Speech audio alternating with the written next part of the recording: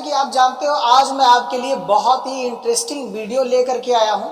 आज की मेरी जो वीडियो टॉपिक रहेगी वो है आपको हाउ टू स्पीक इंग्लिश, यानी अंग्रेजी कैसे बोलना सीखें या अंग्रेजी कैसे बोलें। ठीक है ना, आपको अंग्रेजी कैसे बोलना है और किस तरीके से आपको अंग्रेजी बोलना आएगा, बस इसी टॉपिक पर आज मैं एक ऑफिशियल वीडियो लेकर के आया हूं मैं आपको बताने के लिए। कई लोगों ने मुझे बताया, व्हाट्सएप के जरिए से मुझसे पूछा, सर मुझे बताइए कि मैं क्या करूं जिससे मैं अंग्रेजी बोलना सीख जाऊं। तो मैं आपके लिए वीडियो लेकर के आया हूं।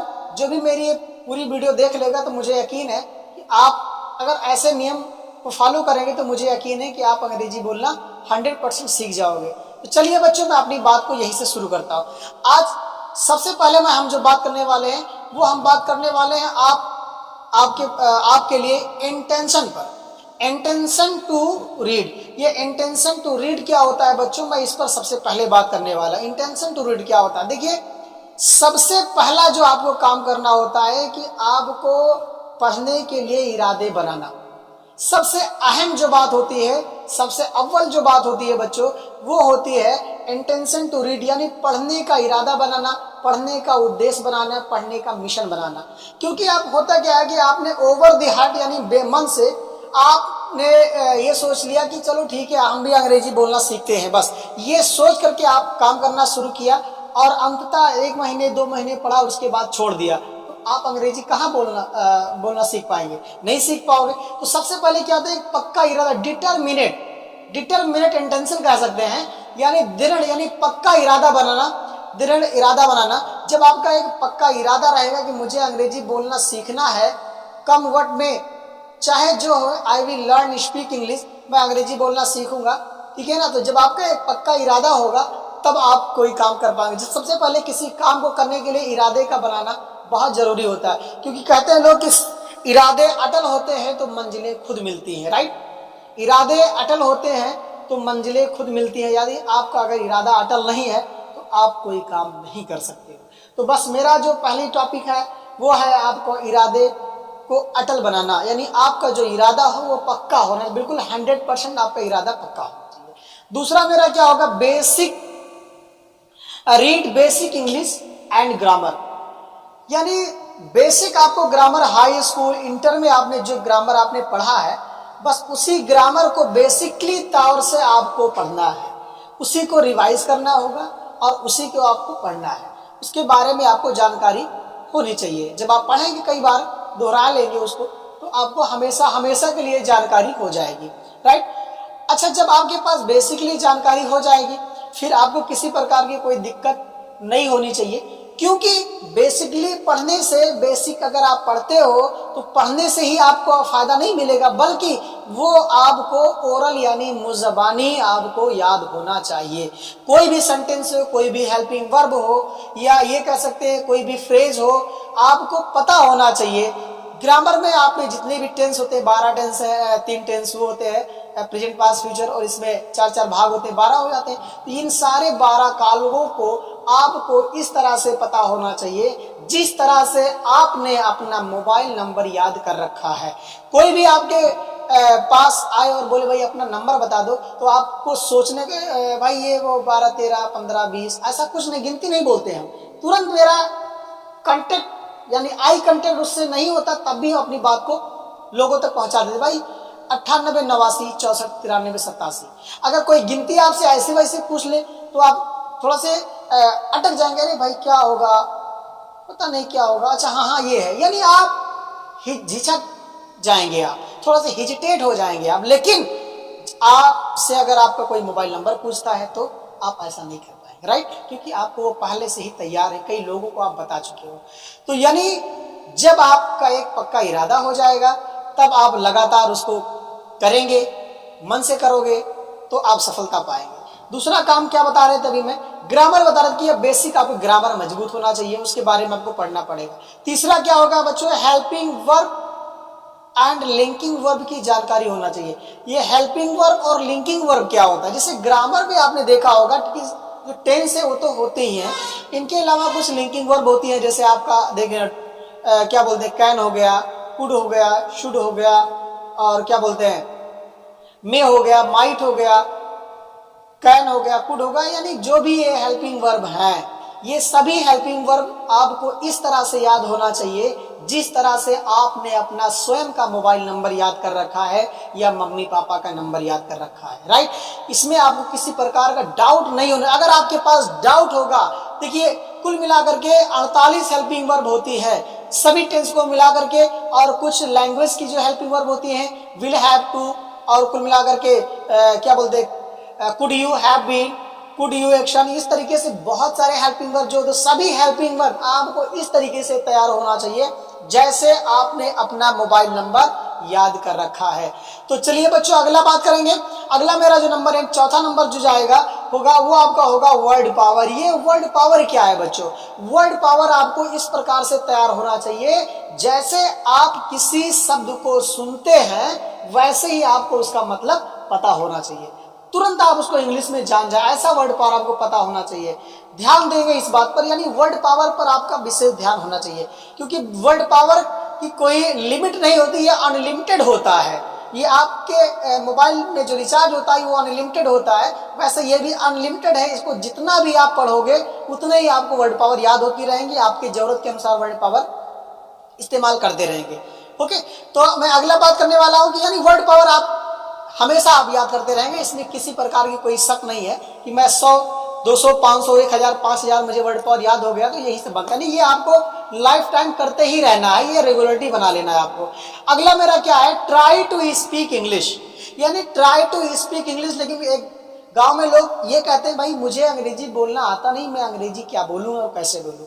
तो जो नियम मैंने आपको बता दिया, 5वां नियम मैं बता रहा हूँ, always try to speak English.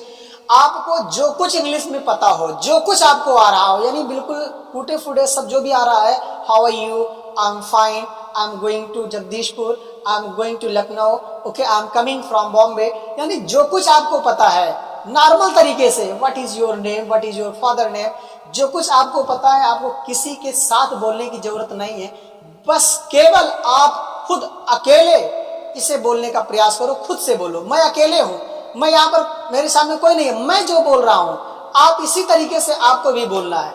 आपको ये नहीं सोचना है कि मैं किसी के सामने बोलूं तो मेरा एक अच्छी कॉन्फिडेंस बनेगा। पहले आप खुद से बोलो, बाद में किसी और के सामने बोलिएगा। पहले आप वो काम खुद से करो, फिर दूसरे के साथ करने की कोशिश करेंगे।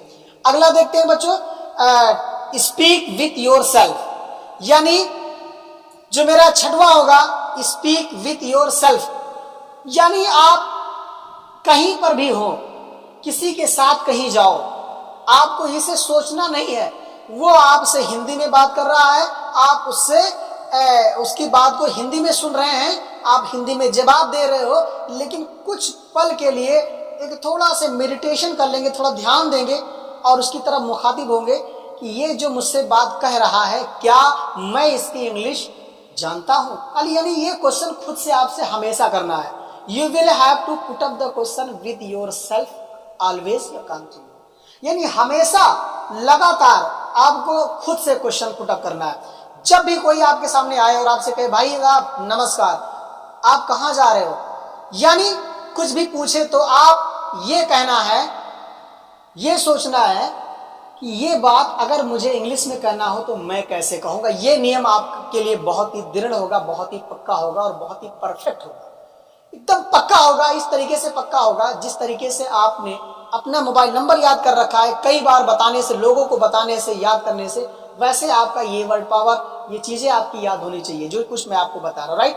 तो जब आप खुद से बोलने का प्रयास करेंगे, वो वर्ड पावर आपकी नजरों में होगा, तो आपको आसानी से वो बात कह लेंगे, क्योंकि आपके पास एक्सपीरियंस बढ़ता रहेगा, राइट। जब आप ये बात सोच लेंगे कि मैं ये कहूँ, अगर मुझे इंग्लिश बोलने का मौका मिलता तो मैं कहता कि क्या आप इंग्लिश बोल रहे हो, आर यू स्पीकिंग इंग्लिश, क्या वे घर जा रहे हैं, are they going to home, क्या आप बोल रहे हो, आर यू स्पीकिंग, क्या वह लिख रही है, इज शी स्पीकिंग, मैं लिख रहा हूँ, आई एम राइटिंग, यानी ये शब्द मैं बोल रहा हूँ इस तरह से बोल रहा हूँ कि जैसे कि मुझे ये बहुत पहले से पता है, ठीक है ना, ये मेरी मातृभाषा है। यानी यहाँ पर यू कैन से, आप ये कह सकते हो मेरे पास कोई झिझक नहीं है, कोई हेजिटेशन नहीं है। अगला क्या है, मेडिटेशन। जितने ये काम आप करोगे, ये सब काम तो करता है, लेकिन इससे सबसे इससे पहले जो आपको काम करना है बच्चों, वो होता है मेडिटेशन। मेडिटेशन इस तरीके से ये काम करना है कि अगर आपके पास कोई बहुत इंपॉर्टेंट कॉल आ जाए, इंपॉर्टेंट कोई आपका दोस्त आ जाए, बहुत ही इंपॉर्टेंट है, उसको भी एक पल के लिए नजरअंदाज कर दो, इग्नोर कर दो कि भाई मैं इस समय इंग्लिश सीखने की कोशिश कर रहा हूं, आप मुझे डिस्टर्ब ना करो, मैं आपसे आधे घंटे बाद मुलाकात करता हूं। यानी आपका जो ध्यान अवस्था है, जो मेडिटेशन है, हमेशा आपका उसी पर होना चाहिए, इधर उधर आपका दिमाग नहीं जाना चाहिए, क्योंकि यही लोग नहीं कर पाते, इसी वजह से लोग असफल हो जाते हैं। मेडिटेशन बहुत बड़ा मायने लगता है। अच्छा, अब ये मेरी जो आखिरी जो बात होगी, आखिरी जो टॉपिक होगी, ये क्या है बच्चों? ये होता है कि do not harass to read and study. Do not harass to read and study. ये 8 नियम मैंने आपको बताया। इन 8 नियमों पर आपको इस तरह से काम करना है जैसे आप लगातार खाना खाने को नहीं भूलते, अपने घर जाने को नहीं भूलते, अपनी मम्मी को कहने से नहीं भूलते, अपने पापा को कहना नहीं भूलते, अपने भाई को ही भाई कहते हो, किसी दूसरे को भाई नहीं कहते। ऐसा क्यों? क्योंकि आप हमेशा उनके पास रहते हो, आप हमेशा उनको देखते हो। यही देखते देखते आपकी जुबान पर, आपके कान में, आपके दिमाग में ये सब सेट हो चुका है।